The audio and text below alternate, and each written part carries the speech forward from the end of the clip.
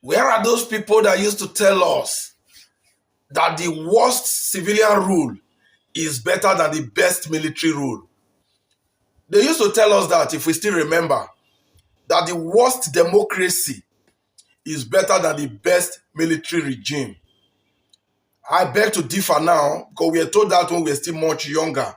Now I'm grown, I can differentiate between good and bad. Now look at these two people I'm displaying above. We should believe that one is a democratically elected president and the other one is a military dictator. Is that actually true? In case you want to say that is true, and I ask you, which of these two is a dictator and who is democratically elected? Before you dare to answer, let me first of all tell you, I can only not want to tell you who is a dictator here, but I will tell you, none of them were democratically elected. They both took power by themselves. Ibrahim Traore took power. That's what the military do. We know. It's obvious. But what about Bola Ahmed Tinubu, who believe in the principle of snatching, grabbing, and running away with power? Does that also define democracy? Of course not. Tinubu's grabbed, snatched, and ran away with power in Nigeria. And from his mode of operation, is that how a democratic elected president should behave? Now look at what is happening in Nigeria today.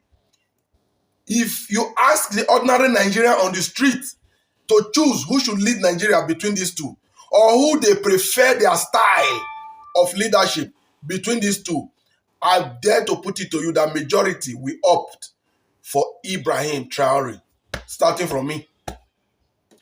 Ibrahim Traore is giving the people of Burkina Faso governance, trying to disconnect from the West, trying to be a slave, trying to stop being a slave to France, being a puppet to West. That is what we want.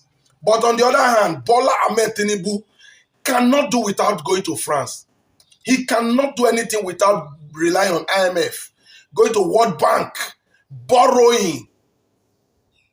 So for those of you that still want to have that belief that the worst military, the worst democracy is better than the best military regime, I think Ibrahim Traore has proven that to be false, incorrect. So I just want to bring this to your knowledge this morning, or rather this time, depending on when you send this video. It is not always about if it's a military regime or if it's a democratically elected government. It's about the individual that is piloting the affair of the government. Ibrahim Traore, if he puts off that khaki today, contest the election in Burkina Faso under a democratic dispensation, he's going to get 100% support. You all know that. So, and when he gets that, he's not going to act differently from what he's acting now, because that is his kind of person. He's a nice guy. So you cannot have a Lucifer, a demon at the helm of affair, and you want me to believe because it's democracy, he's better than the man in khaki. No now. Who bad? If you have a bad person as a leader, he will give you bad government. It doesn't matter if it's khaki. See, let us assume the military regime we have in Nigeria that makes them told us that word, that the worst democracy is better than the best military. That is not true. Because if you even look at the infrastructure we still enjoy in Nigeria today, they were all being built by the Nigerian military. True or false? Show me which infrastructure the democratically elected government, let's start from 1999, have built. Show me one. Rather, they are dead destroying what the military built. Even to renovate and retain what the military built, they couldn't. And every now and then they want to tell us that the worst democratic rule is better than the best military rule.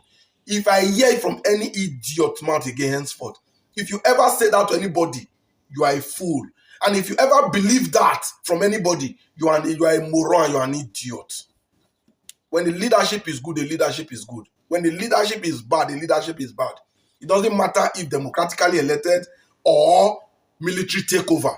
The one you are having in Cameroon now, Paul Biya, the ancestor in Cameroon now, that they are calling president, is that a military, is that a civilian government? Is that a democratically? I beg, please, see you guys in my next video. Greetings.